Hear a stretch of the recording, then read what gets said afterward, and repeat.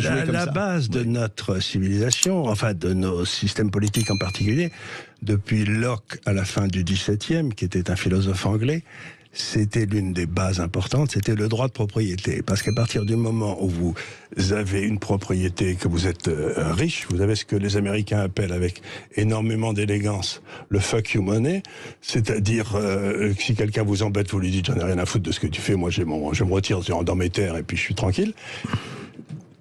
Et la seule façon de rendre les gens esclaves, c'est de leur enlever leur propriété.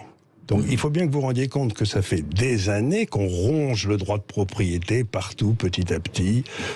Je conseille un certain nombre de grandes institutions financières en France. Je leur disais d'acheter des obligations chinoises il y a 4-5 ans. Elles sont montées alors que toutes les autres obligations ont baissé.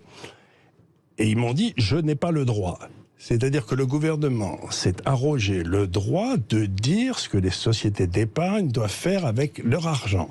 Il s'agit d'un vol de la propriété de ces gens-là, et on va les mettre, et donc les types vont se retrouver obligés d'acheter des obligations françaises qui vaudront rien, etc.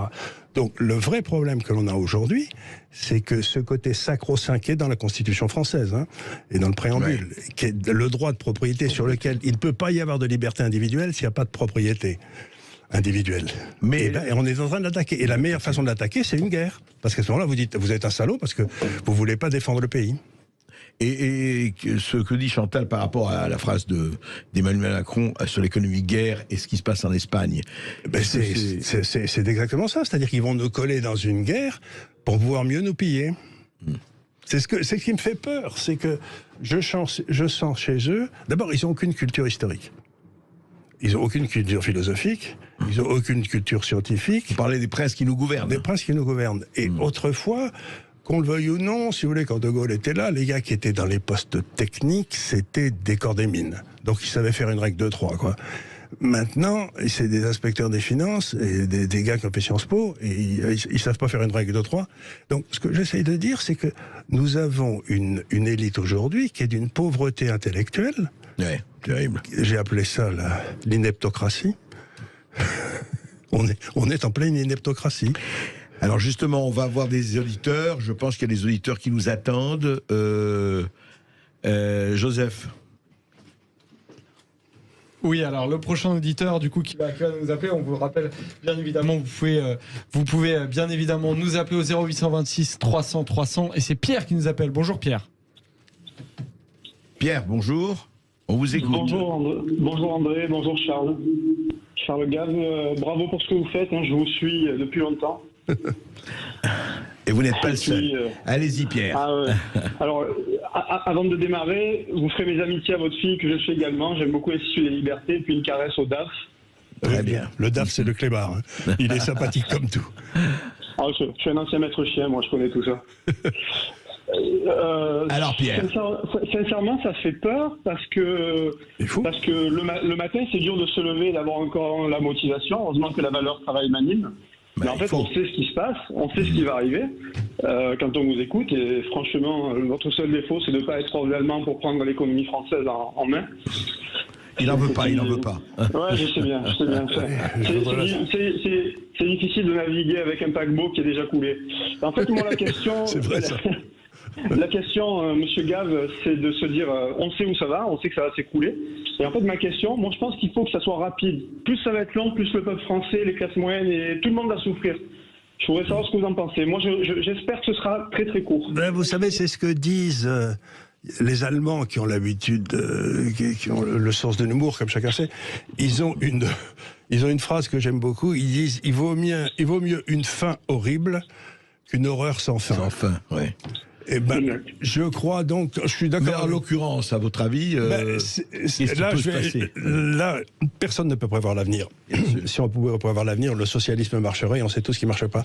Mais ce que je vais essayer de vous dire, c'est ça, on rentre dans une période qui va être très difficile. Et Oscar Wilde, quand il a été interrogé dans son procès comment il avait fait faillite, il a dit très lentement au début et très vite à la fin.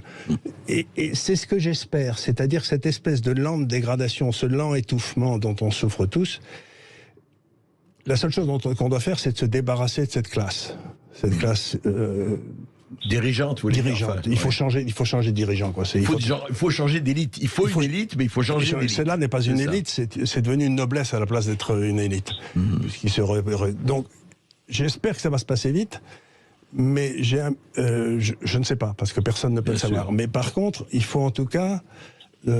et ce que j'ai dit aux gens, c'est qu'il faut peut-être essayer de tisser plus de liens locaux autour de soi, de façon à ce qu'on puisse revenir au localisme. Revenir au localisme, pour qu'on puisse s'aider les uns les autres vite. C'est-à-dire que moi, quand j'étais jeune, j'avais une famille suisse dont j'étais assez proche, qui était une de ces grandes familles suisses historiques, bourgeois de Bâle depuis le XIIe siècle, etc. Et je me suis rendu compte d'un truc très curieux en Suisse, c'est qu'autour de ces grandes familles, il y avait toute une série de ce que les Romains appelaient la gens. C'est-à-dire des gens qui, dans le fond, ne dépendaient pas de la famille, mais quand ils avaient un problème, se tournaient vers ce chef naturellement, qui était le chef de la gens, et donc essayer de recréer une espèce de communauté, ancrée quelque part, région, famille, et famille aussi. Donc, je n'ai pas de réponse à votre question, mais je sais qu'en tout cas, les solidarités proches doivent revenir. Comme les solidarités étatiques vont risque de se péter, il faut retourner aux solidarités proches. Toujours penser globalement, agir localement, comme disait René Dubos. Mais voilà, c'est tout à fait vrai.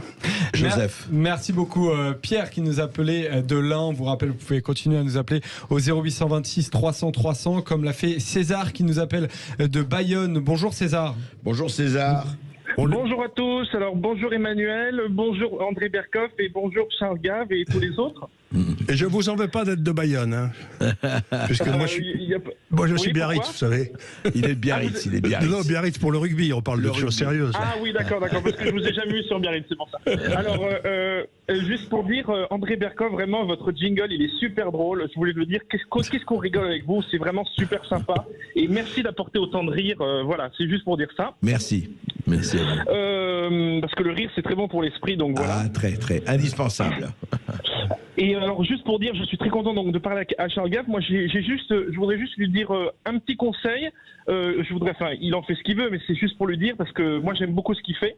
Donc, monsieur Charles Gave, j'aimerais juste vous dire, vous, des gens comme vous, comme Philippe Murer, comme Olivier Delamarche et des gens comme ça, moi, vous savez, j'ai pas eu mon bac, mais avec le temps, je me suis intéressé à l'économie. Et j'aimerais que vous en faites ce que vous voulez, mais je pense que vous pouvez le faire. J'aimerais que vous donniez des cours aux gens pour éduquer les esprits, pour qu'ils puissent mieux réfléchir, parce que vous êtes quelqu'un de brillant. Et ce serait formidable que vous fassiez des cours gratuits dans lesquels les gens puissent mieux comprendre qu'est-ce que c'est que la monnaie, quels sont les avantages de ceci et cela, avec vos avis. Voilà, je voulais juste vous dire ça avant de poser ma question. Mais je pense que vous seriez utile. J'aimerais tellement. J'essaye de faire ça un petit peu avec ma fille. C'est presque des cours. J'ai vu, mais je voulais vous le dire. Voilà. Merci beaucoup. César, posez votre question parce que nous avons beaucoup d'éditeurs. Alors c'est pour ça. Pas de souci. Alors ma question elle est toute simple. C'est mathématiquement, je ne comprends pas. C'est par rapport à la dette. Je ne comprends pas comment des pays qui payent des impôts. Comment est-il possible que des pays qui payent des impôts, donc qui donnent des sous de leur poche pour des réserves monétaires, se retrouvent avec des pays endettés. Moi, c'est ça que je comprends pas. Une entreprise qui fait des réserves, elle n'est pas endettée. Une personne qui fait des réserves pour elle-même, elle n'est pas endettée. Mais des gens qui payent des impôts pour un pays avec des réserves monétaires, on se retrouve endetté. Donc, où va l'argent, comme vous dites, Charles Gave, souvent? Où va l'argent? Je ne comprends pas. Et j'aimerais que vous me répondiez à cette question. Voilà. Alors, Charles Gave. Alors, c'est une question un petit peu technique, mais vous pouvez payer des impôts dans un pays et ce pays avoir ce qu'on appelle un déficit extérieur. C'est-à-dire qu'il achète à l'extérieur plus qu'il ne vend à l'extérieur. Et donc, automatiquement, ce déficit extérieur va être financé par des rentrées de capitaux. Les étrangers vont mettre de l'argent chez nous. Ils vont acheter de l'immobilier à Paris. Et comme ça ira très bien. Et donc, on peut se retrouver endetté alors même qu'on a une économie qui prospère. Mais là, je voudrais rajouter quelque chose sur ce que j'ai dit tout à l'heure. C'est que l'avantage énorme que nous avions en France, en Angleterre, aux États-Unis, etc., c'est que nous avions la sécurité juridique.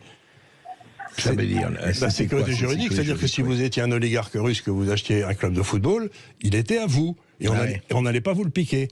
Et donc là, ils ont dit aux oligarques russes, c'est à nous, fini. Vous vous comportez mal, donc allez vous faire voir. Donc allez vous faire voir. C'est-à-dire que le seul avantage qu'avait l'Occident vis-à-vis du reste du monde, c'est que quand vous achetiez un appartement à Paris, il était à vous. Tandis que maintenant, on vous le pique. C'est-à-dire, le gars va se dire, je vais plus acheter. C'est-à-dire qu'on pourra plus avoir de déficit extérieur. La confiance casse et donc terminé. Ouais. Vous achèteriez un appartement si vous étiez oligarque russe qu'à Paris?